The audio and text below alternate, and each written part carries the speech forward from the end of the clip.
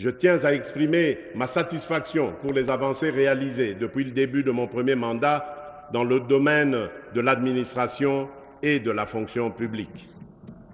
Parmi les progrès significatifs, je citerai l'identification biométrique des fonctionnaires, qui a permis pour la première fois dans l'histoire de notre pays de publier des annuaires alphabétiques et numériques des agents des services centraux et des divisions urbaines de Kinshasa.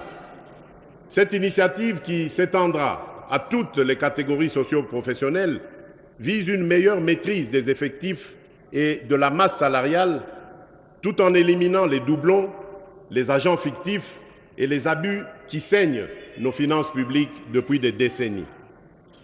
La rationalisation des services publics, avec la fixation progressive de cadres et structures organiques pour supprimer les chevauchements et les conflits d'attribution, optimisant ainsi leur fonctionnement, la fluidification des départs à la retraite, soutenue par un nouveau système de sécurité sociale attractif et efficace.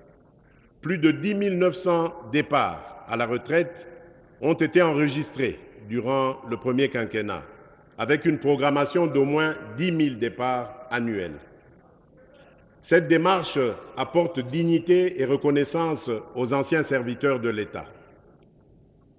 L'alignement des fonctionnaires non mécanisés, grâce auquel plus de 171 000 agents, parfois en service depuis plusieurs décennies, ont été intégrés au système de paie.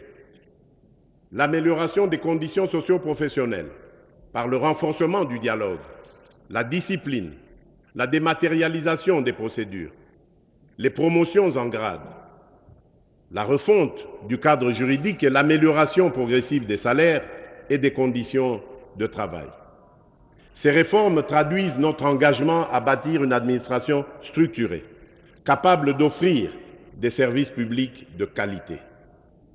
La prochaine étape consistera à mettre en place une nouvelle politique salariale, juste et équitable, garantissant à chaque agent, où qu'il se trouve, un salaire digne et en adéquation avec sa catégorie d'emploi et ses mérites.